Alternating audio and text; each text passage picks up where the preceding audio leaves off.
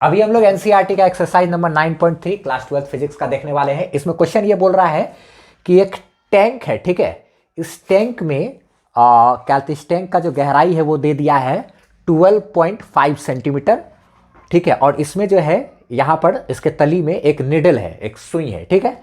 अच्छा, और क्या है कि जब ऊपर से माइक्रोस्कोप से देखा जा रहा है ना, तो वो हमको सुई यहाँ पर नहीं दिखाई दे रहा, बल्कि थोड़ा ऊपर यानी कि यहाँ पर दिखाई दे रहा है। यहाँ से कितनी नीचे पे दिखाई दे रहा है, तो 9.4 सेंटीमीटर पे।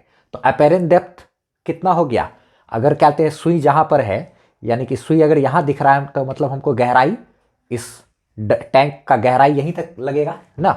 तो यहाँ पे क्या है कि जो रियल डेप्थ है वो रियल डेप्थ है एक्चुअल में 12.5 सेंटीमीटर, लेकिन हमको ये सुई यहाँ पर दिख रहा है, यानी कि अपेरेंट डेप्थ कितना हो रहा है, वो 9.4 सेंटीमीटर यहाँ से, ठीक है। तो हमको पूछ रहा है क्वेश्चन में कि ये जो लिक्विड यानी कि जो पानी है, आखिर इसका रिफ्रैक्टिव इंडेक्स क्या है, ठीक है। और भी कुछ है सवाल में, उस पर भी चर्चा करेंगे। तो रिफ्रैक्टिव इंडेक्स कैसे निकलेगा, क्योंकि हम लोग जानते हैं कि अपेरेंट डेप्थ बराबर होता है रियल डेप्थ बाय क्या, म्यू, ऐसे कंडीशन में। तो यहाँ से म्यू बराबर क्या हो जाएगा, ये इधर चला जाए, रिफ्रैक्टिव इंडेक्स बराबर ये इधर, तो डी बाय क्या, डी डैश। तो डी यानी कि रियल डेप्थ है मेरा कितना 12.5 डिवाइडेड बाय अपेरेंट डेप्थ है मेरा 9.4। तो ये दोनों जब डिवाइड होगा तो डिवाइड होकर के पॉइंट कैंसिल, डिवाइड होकर के ये मेरा आ जाएगा 1.329। इसी को लगभग में हम लोग लिख सकते हैं 1.33।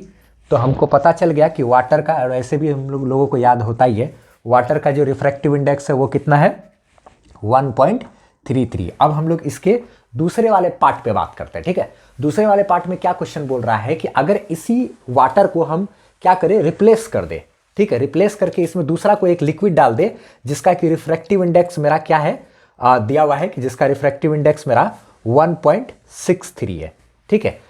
तब जो है हम जिस माइक्रोस्कोप पे देख रहे थे इस निडल को, उस माइक्रोस्कोप को हमको कितना शिफ्ट करना पड़ेगा, ठीक है। तो बस यही चीज पूछ रहा है, यानी कि ये जो इमेज चूंकि अब पहले यहां दिखाई दे रहा था, तो अब ये इमेज कितना शिफ्ट हो जाएगा।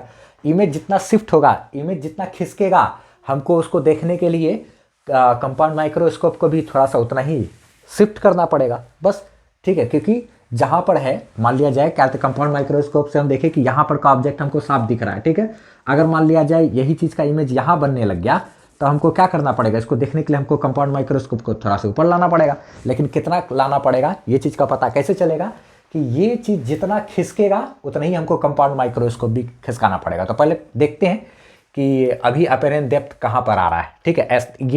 ये मटेरियल दूसरा लिक्विड डालने के बाद जिसका कि रिफ्रैक्टिव इंडेक्स इतना है, तो आप देखो, तो चूंकि हम लोग को एक फॉर्मूला मालूम है, क्या मालूम है, क्या कहते हैं, अपेरेंट डेप्थ बराबर होता है रियल डेप्थ बाय म्यू। तो अपेरेंट डेप्थ जो नया वाला आएगा, चूंकि लिक्विड बदल देने के बाद, वो अपेरेंट डेप्थ कितना होगा अभी बता देते हैं। रियल डेप्थ कितना है 12.5 बाय नया वाला जो लिक्विड डाले हैं वो कितना डाले हैं 1.63। नया वाला जो लिक्विड है उसका रिफ्रैक्टिव इंडेक्स है कितना 1.63। तो अब जो अपेरेंट डेप्थ आएगा वो इसको, इससे जैसे ही आप डिवाइड करोगे तो ये आ जाएगा 7.668।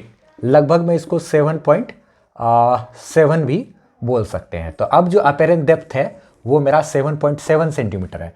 पहले अपेरेंट डेप्थ मेरा 9.4 सेंटीमीटर था, अब अपेरेंट डेप्थ कितना हो गया 7 पॉइंट कितना, अब अपेरेंट डेप्थ कितना हो गया भाई, ये मेरा कितना हो गया, नया जो डी डैश आया, ठीक है, वो नया अपेरेंट डेप्थ मेरा कितना हो गया 7.7 सेंटीमीटर। यानी कि पहले जो चीज हमको यहां पर दिखाई दे रहा था, अब वही चीज हमको यहां पे दिखाई दे रहा है। तो हमको इस कंपाउंड माइक्रोस्कोप का फोकस यहाँ पे किए हुए थे, अब हमको यहाँ फोकस करना पड़ेगा।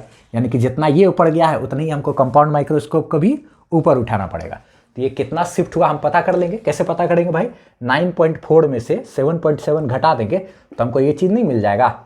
ये जितना खिसका उतना ही हमको कंपाउंड माइक्रोस्कोप को भी खिसकाना पड़ा।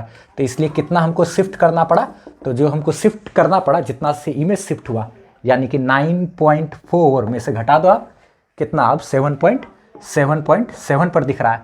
तो जैसे इतना में से इसको घटाओगे तो ये जो आएगा वो 1.7 इतना सेंटीमीटर।